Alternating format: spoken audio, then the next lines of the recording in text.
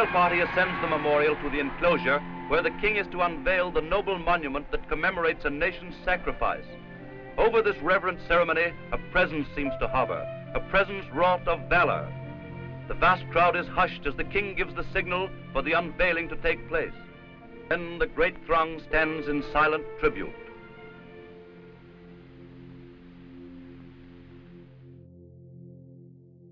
There was surely not a single community of any size at all that was not affected by the Great War, not one that did not lose men and boys, and in some cases the women, as a consequence of war. And so war memorials sprouted right across the country. There are more than 7,000 of them in Canada. My name is Alan Livingston MacLeod. We are at the BC Legislature. I'm standing in front of the cenotaph, around which people of Victoria gather every November 11th. Well, certainly a bias of mine is that the war memorials across the land that are most affecting are the ones that represent a soldier. And I should say that for me, the primary duty of a war memorial is to evoke the soldier with sufficient authenticity and conviction that we are moved to care. We have a great variety of types of monument. As far as schools go, we have the artists who wanted to depict a soldier in a naturalistic, in a representative way, and Sydney March is one of those people.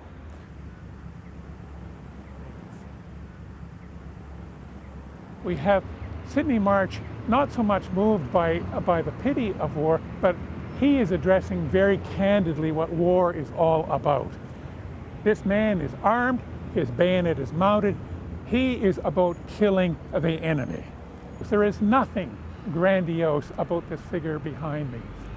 It's completely naturalistic, and in contrast to so many other bronze soldiers we see on our war memorials across the country, he is not pretty.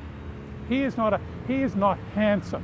You study his face and you'll see a face that is weathered and worn. It is careworn. It's a very fine tribute to Canadian soldiers as they must really have looked.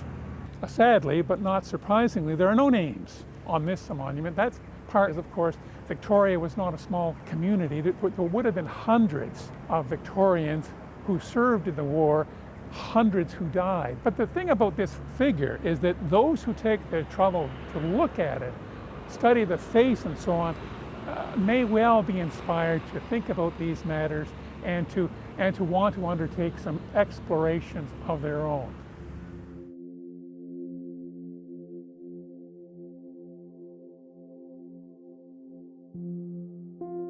In the late 1920s, the March family, led by Vernon, who was the eldest of these siblings, was awarded the commission to design and produce the National War Memorial, which we all know, in Ottawa.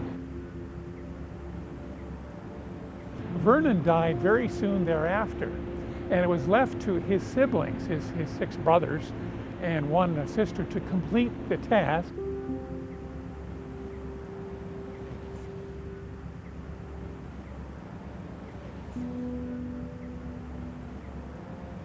As you know, it was not completed until the later 1930s.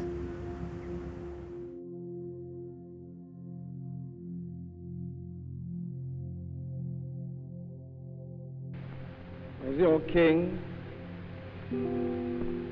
I unveil today in your capital city the noble memorial to Canada's spirit and sacrifice in the Great War. It has been well named the response.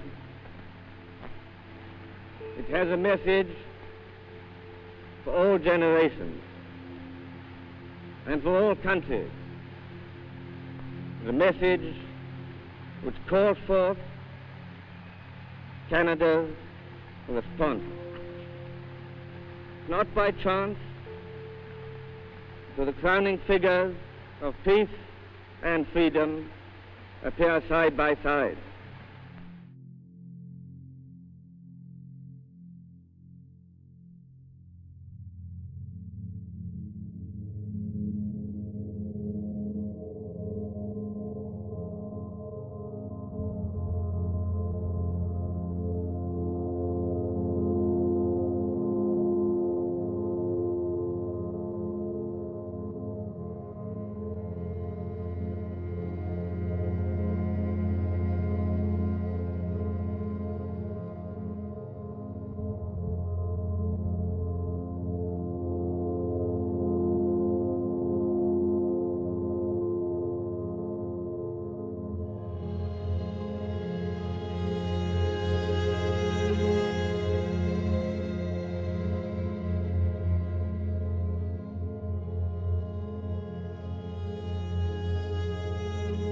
In Fernie, in southeastern BC, we have a very different sort of representation.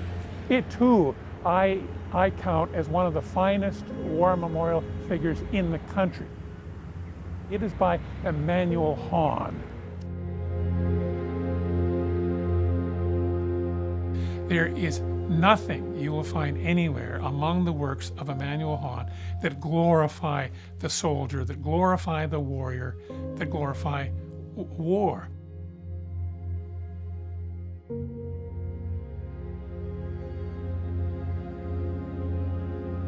He also trained with Walter Allward. And so it's perhaps no surprise that Hahn's very first war memorial commissions reflected the allegorical or symbolic bent that had been cultivated with Walter Allward.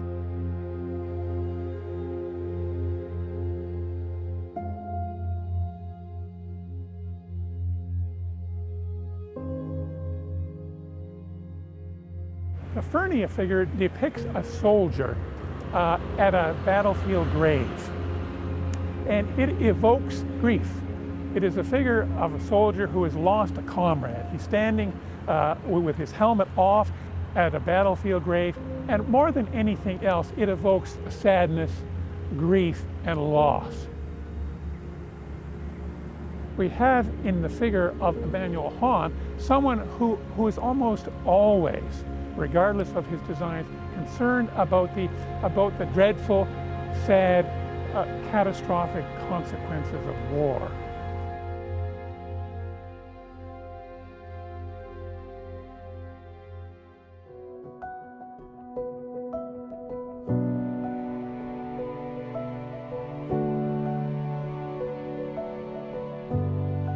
In the mid-1920s, the city of Winnipeg commissioned a juried competition to design its cenotaph. There were 47 artists who submitted proposals, one of whom was Hahn.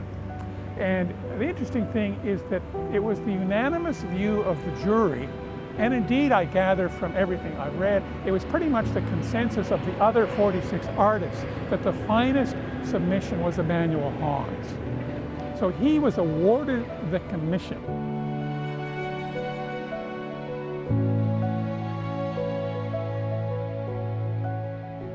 However, various groups, particularly veterans organizations, took a look at the name Hahn. He had come to Canada with his family at a very young age. I think he was 10. He was the first president of the Canadian Sculptors Association. He was a Canadian, but the fact that he had been born in Germany, according to veterans groups, still consumed by hatred of the Hun, this was not acceptable, and a furor arose, the upshot of which is that the city, it withdrew the award from Emmanuel Hahn. He wouldn't be allowed to do it simply because he had been born in Germany.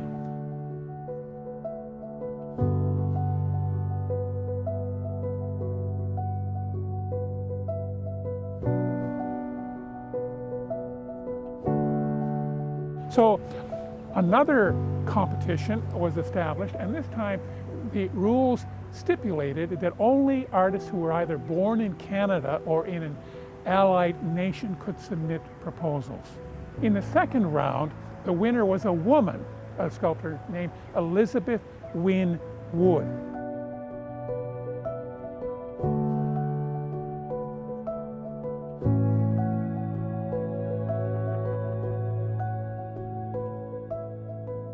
Then, upon further exploration, it came to light that Elizabeth Wynne Wood had been taught by Emanuel Hahn. And furthermore, by this time, she was, in fact, Mrs. Emanuel Hahn. So, once again, the commission is yanked. She's disqualified because she's married to Emanuel Hahn. So, the cenotaph at Winnipeg, for my money, is a tribute to the anti-German sentiment that was still of hurricane force in the 1920s.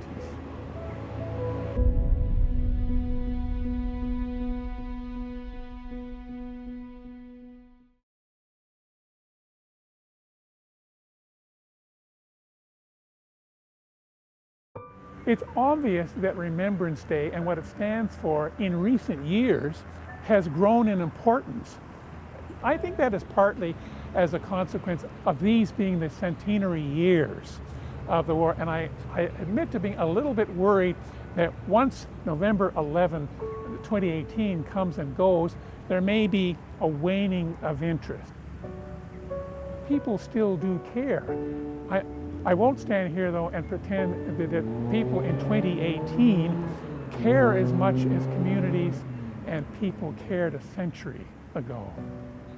One of the things that I celebrate is that I often hear about school teachers who undertake in connection with an upcoming Remembrance Day to inspire the students in their class to adopt a soldier from their town who died in the war, and then they gather together to report their findings to their classmates.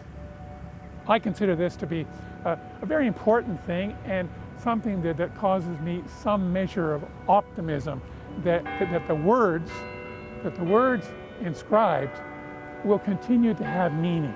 We will remember them.